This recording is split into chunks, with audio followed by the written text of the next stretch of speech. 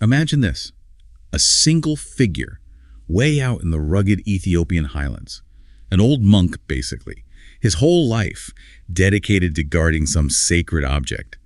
His vision's failing, cataracts maybe, and his hands have these odd marks, almost like burns.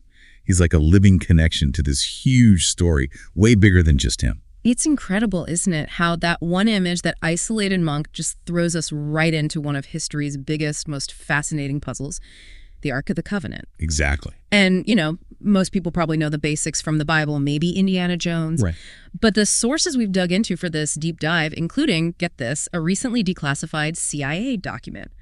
They had some really surprising layers to it all. Yeah, that CIA bit is wild. So, okay, our mission today, it's not just retelling the old stories. We want to go deeper. Right. Into the Ark's actual history, the legends woven around it, and yeah, the CIA report that gives a completely different, almost unbelievable idea about where it might actually be. It's a strange mix of sources, isn't it? Totally. We've looked at the Book of Exodus, accounts of the Knights Templar, Ethiopian traditions, and yes, these top secret government files about psychic spies, basically. Espionage, yeah. Okay, so let's start at the beginning. Foundational question, what is the Ark of the Covenant exactly? Well, according to the Book of Exodus, it wasn't just something someone dreamed up and built. The design itself was divinely inspired. Yeah. God gave Moses super specific instructions. It had to be a chest made from acacia wood. Acacia wood, bread. And then overlaid with pure gold, inside and out. And crucially, the lid, the mercy seat, had these two golden cherubim on top. Cherubim, like angels. Yeah, winged angelic beings facing each other. That's the description. And that space between their wings, that was important somehow. Hugely important. That was supposedly the spot, the actual place for direct communication, where God said he would, manifest and speak directly to Moses. Wow, imagine that. A physical thing acting as a direct line to the divine. Pretty incredible concept. And the instructions didn't stop there. They covered how it had to be moved, too, which really emphasizes how sacred, maybe even how volatile it was considered. Volatile. How so? Well, it had gold rings on the sides, and specific wooden poles went through them. Only 4 designated people could carry it. Ah, so no one touched the Ark itself. Exactly. Right. Direct physical contact was strictly forbidden, a huge taboo. You get this real sense of caution, almost awe around it. And didn't it have to be kept, really far away from everyone else? Yeah, the Book of Joshua mentions that. It had to stay over half a mile away from the main Israelite camp, both day and night. Half a mile. What does that suggest? I mean, are we talking power, danger? It definitely suggests they were dealing with something potent, something they maybe didn't fully understand and needed to manage carefully. That distance points to something. And the priests handling it, they had special gear. They did. They had to wear this specific vestment, like an apron called the ephod.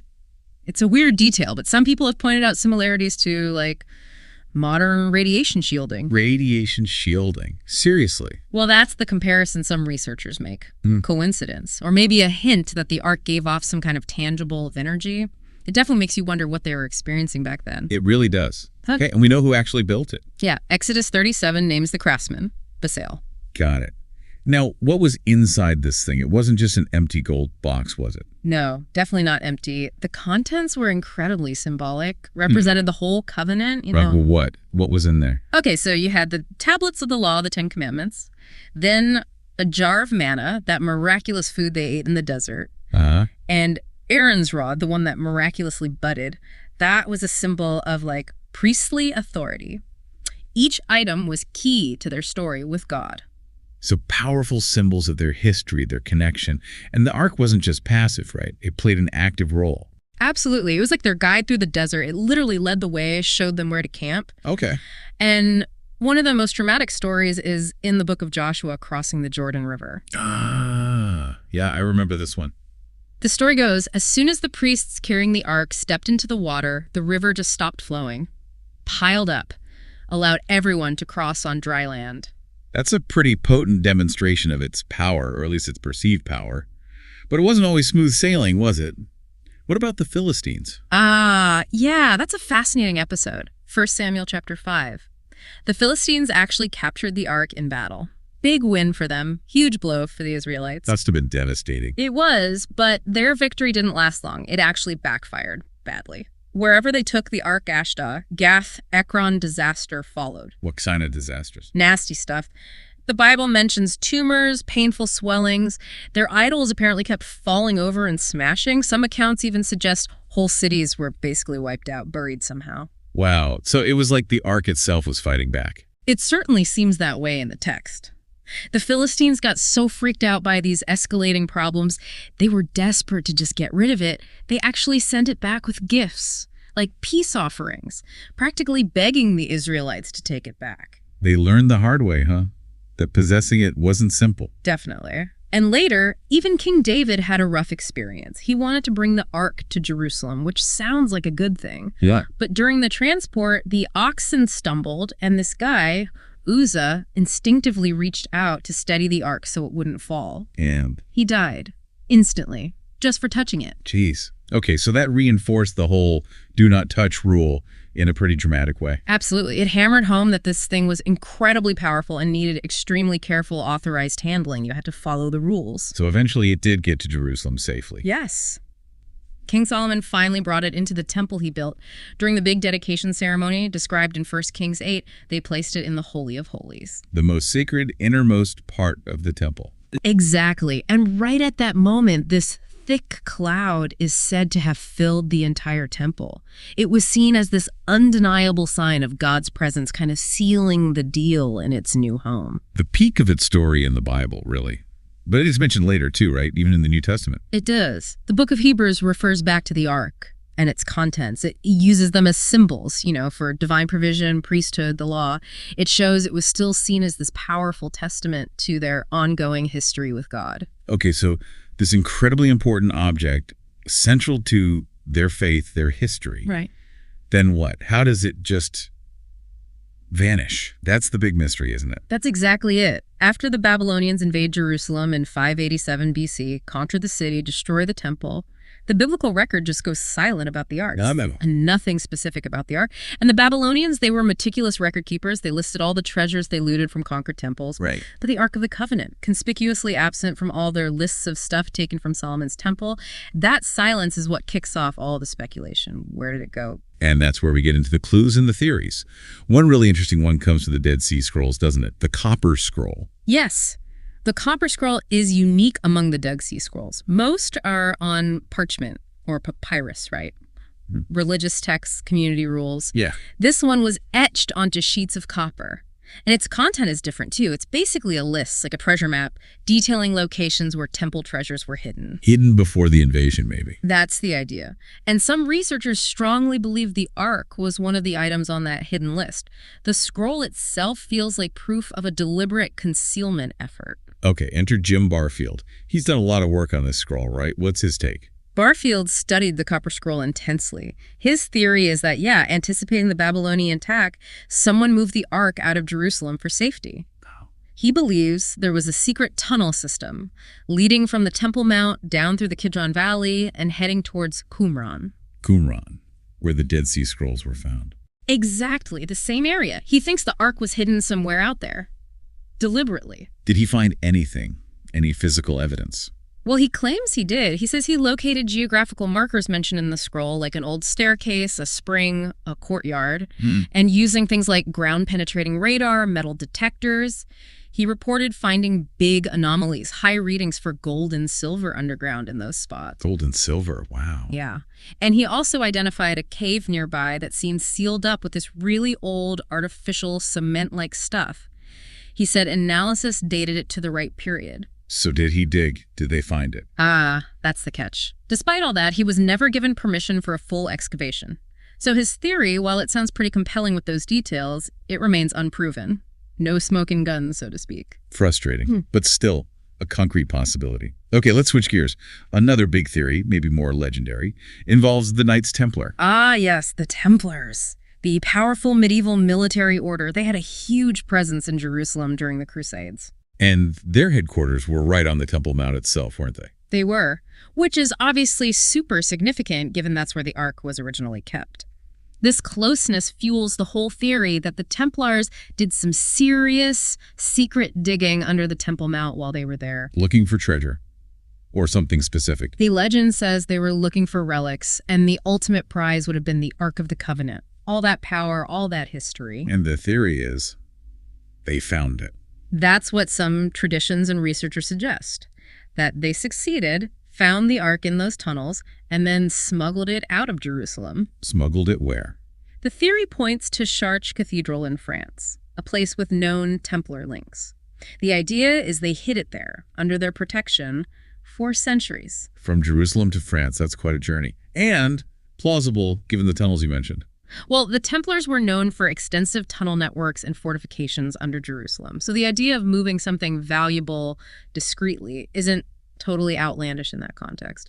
Okay, so if they had it in France, what happened next? The Templars didn't exactly have a happy ending, did they? No, they definitely didn't. Early 14th century, things went south fast. King Philip V of France, who owed them a lot of money, basically orchestrated their downfall, accused them of heresy, arrested loads of them in 1307, executions followed.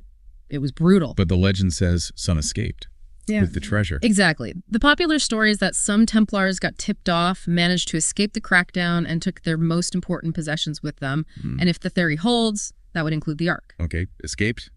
To where? Scotland. Scotland? Why Scotland? Well, Scotland at that time was kind of at odds with Rome, sort of outside the Pope's main influence. The story goes King Robert the Bruce welcomed the fleeing Templars. He himself was excommunicated, so maybe he sympathized. And together, supposedly, they decided to build a special sanctuary, far from all the chaos in Europe, a safe place to keep the Ark. And that sanctuary is? Rosslyn Chapel, just outside Edinburgh. Rosslyn Chapel. Ah! Of course. With all those incredibly detailed, mysterious carvings, it's always been surrounded by theories like this. Precisely. The idea that it's the Ark's final hiding place, guarded by Templar descendants, it's a very romantic, very captivating theory. Definitely. Okay, fast forward a few hundred years. Another group notoriously interested in powerful artifacts, the Nazis. Yeah, this brings a much darker angle to the story. World War II, the Nazis, they were deeply into occultism, bizarre theories about ancient power. They actively hunted for artifacts they thought could give them an edge, supernatural powers, help them win the war. Chilling. And given the Ark's legendary status, its connection to divine power, you can bet it was high on their wish list. A terrifying thought, them getting their hands on it. Absolutely. But while they were supposedly looking all over, there's another tradition, much older, that says the Ark never even left the region. That's right. The Ethiopian Orthodox Christian Church. They have this deeply held belief for centuries now that they have the Ark. And it's where? In the Church of St. Mary of Zion, in the ancient city of Axum, Ethiopia. Axum. And it's guarded, right, by that monk we talked about at the start. Exactly. Guarded constantly by one single monk, chosen for life. He lives in almost total isolation within the church compound. Rarely leaves, if ever. And there are those strange rumors about the guardians going blind or dying young. Yes, that's part of the tradition. People mention premature death, loss of sight. Some see it as the effect of being so close to immense divine power. Others speculate about, well, more physical causes, like maybe some kind of radiation-like effect from the Ark itself. Radiation again. That keeps popping up. It does. But despite conflicts, rumors of looting attempts, the Ethiopian church insists the Ark is safe in Axum, and that it's so powerful anyone unauthorized getting close would face dire consequences. So, many paths, many stories, biblical accounts, medieval knights, Ethiopia. But now, the most, unexpected twist, the CIA. This is where it gets really weird, stepping into Cold War secrets and psychic stuff. The 1980s, Cold War tensions are high. U.S. intelligence is looking for any edge over the Soviets. Any edge at all. And they start exploring some really unconventional methods. One of these secret programs was codenamed Project Sunstreak. Sunstreak. And it was focused on psychic abilities. Remote viewing. Exactly. Remote viewing. The idea that certain people, remote viewers, could somehow perceive details about distant targets, people, places, things, just using their minds. Extrasensory perception, basically. That sounds like sci-fi, but this was a real government program. Oh, yeah. It was real, part of a larger umbrella program called Project Stargate, looking into various psychic phenomena. And part of the motivation was intel suggesting the Soviets were doing the same thing, maybe even trying to weaponize it. Weaponizing psychic powers. Okay, this is deep down the rabbit hole. It really is. But these projects, Sunstreak, Stargate, they are documented.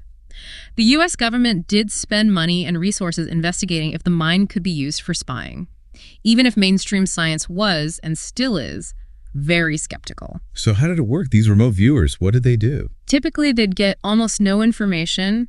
maybe a sealed envelope with map coordinates or just a code number. The whole point was to avoid giving them any clues, any conscious hints about the target. Blind targeting. Totally blind. They weren't supposed to know what they were looking at. There was that famous viewer, Ingo Swann. Yeah. He had some weird methods. Swann was a big name in the early research. And yeah, reports say he sometimes used, cigarettes to help him focus during sessions. Which kind of highlights the idea that these abilities, if they exist, weren't tied to a specific lifestyle or belief. It wasn't about being mystical, necessarily. Yeah. There's a famous story about Swann accurately describing a burnt-out light bulb inside a sealed box he couldn't possibly see. But then another story about a viewer struggling with a combination safe because the idea of a mechanical lock was just impenetrable to how they perceived reality. Weird. Unpredictable. Okay, so this brings us to remote viewer number 32. And the Ark. Right. December 5th, 1988, 9:15 a.m., remote viewer #32 starts a session for Project Sunstreak.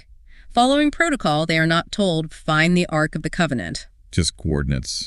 Or a code. Probably, just minimal cues. And everything they reported, their impressions, was documented in an official report, which years later got declassified. What did viewer 32 report seeing psychically? Okay, get this. They first described sensing a container with another container inside it. An inner container. Then they focused on the outerware, described it as an ark or a coffer made of wood, overlaid with gold and silver, shaped like a large coffin. Wow, that's specific. Very specific. Right. And decorated with images of seraphim, those winged beings again.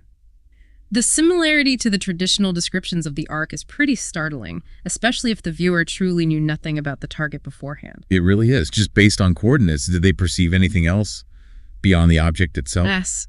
They also made sketches. One showed a six-winged angel seemingly guarding the ark. Another showed these weird mummy-like figures against a wall. It gave the impression of some ancient, underground, timeless place. Mummy-like figures. That's odd. What about the location, the environment? They described it as underground, dark, humid, geographically, Middle East. Middle East, okay. They also sensed nearby buildings with mosque-like domes, heard Arabic voices, saw figures in white robes, black hair, dark eyes. One guy with a prominent mustache. It paints a picture of somewhere in the Arab world, definitely. The description, Jerusalem comes to mind immediately, right? Temple Mount, Dome of the Rock, Al-Aqsa. It strongly points that way, or maybe another major historical site in the region. The viewer also felt a strong sense of danger and deep mysticism surrounding the ark in this location. Danger. And then there was the really strange part. The Guardians. Yeah, this is maybe the most bizarre claim. The viewer reported the ark wasn't guarded by humans. It was guarded by invisible entities. Invisible entities. Seriously. Okay, that's out there. Completely. And according to the viewer's impressions, these entities had rules. Rules? Like what? Like the ark can only be opened by authorized people, and only at the right time, whatever that means. And if someone unauthorized tries? Destruction, swift and severe, delivered by these unseen guardians through some kind of unknown power. That sounds chillingly familiar, like Uzzah touching the ark and dying instantly. The parallel is uncanny, isn't it? That ancient warning echoed in this 1988 psychic report. It's undeniably eerie. Did the viewer get any sense of the ark's purpose? Why it's still around, guarded like this? Yes. Their impression was its purpose involved reuniting a people. It was connected to ceremony, memory, homage, even resurrection. Resurrection, wow. And they sensed that near the ark, or maybe within it, was a huge amount of knowledge. Historical information way beyond what we currently understand. So not just a relic, but maybe a repository of lost history or knowledge, waiting for something. That was the feeling. The session ended around 10:45 a.m. A detailed report was written up, sketches included, and then... Classified, locked away. Exactly. Classified by the CIA. This potentially explosive information, the psychic location of the ark, the invisible guardians, vanished into secret government files for years.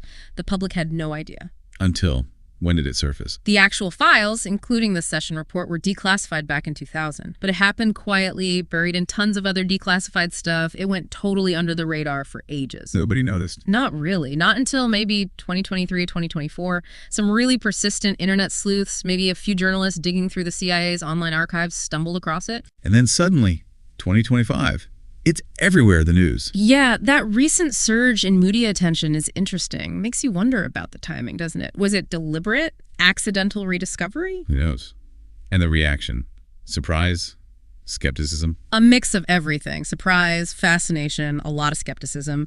Understandable, given the secrecy, the weirdness of psychic spying, and all the other conflicting stories about the Ark. But the core fact remains. The CIA acknowledges Project Stargate, Sunstreak, this specific remote viewing session. It's in their own declassified records. That's the key point. This isn't just a rumor mill thing. It's documented that the CIA did this. Whether you believe in remote viewing or not, they pursued it. But then there's the official CIA line. They canceled Project Stargate in 1995 because remote viewing wasn't reliable, didn't give useful intel. Right. Which seems odd if just a few years earlier they potentially located the Ark of the Covenant using it. How is that not useful intelligence? It's a glaring contradiction, isn't it? If they found something that monumental, why shut down the program deeming the method useless? Either they didn't believe the finding, didn't recognize its importance, or maybe they did find something and wanted to shut down public knowledge of the method used. We just don't know. So where does that leave us now? Where is the Ark? The mystery feels deeper than ever with the CIA layer added.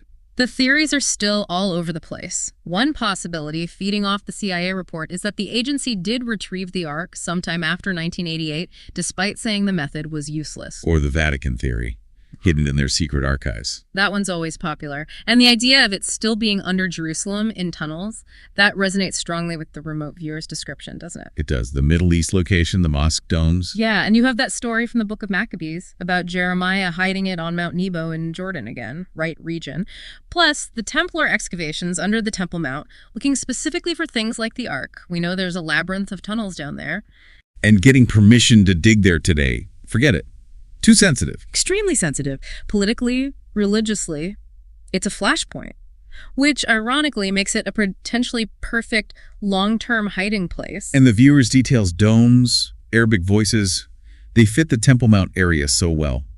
Makes you wonder if anything major happening since '88 could have provided cover to move it if it was found then. It's possible. World events can be a great distraction. Of course, there are other theories too. Right, like Egypt, Elephantine Island, Sinai Caves, ancient Babylon. All proposed over the years. The viewer's mention of mummy-like figures might vaguely point towards Egypt, maybe, but the overall vision felt more like Jerusalem or nearby. And then there's the possibility it just doesn't exist anymore. Destroyed by the Babylonians, lost to time. That's the standard historical view for many, but it flies completely in the face of that detailed remote viewing report, which insisted it was intact and guarded. Guard, maybe, until its guardians destroyed it themselves to keep it safe. Another theory.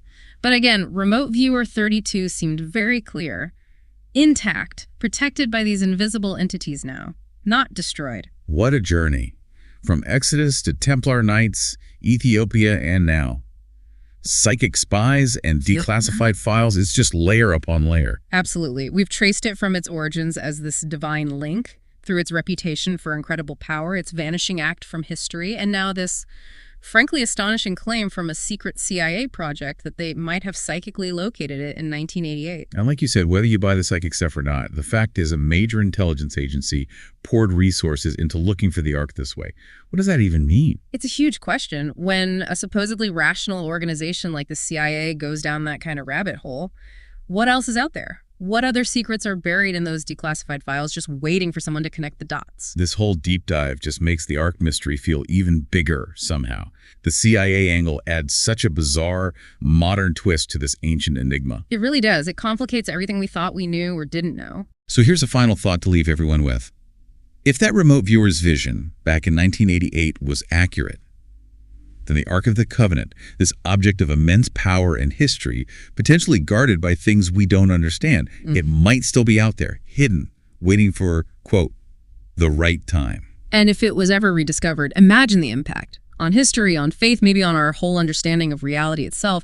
What would that discovery unleash?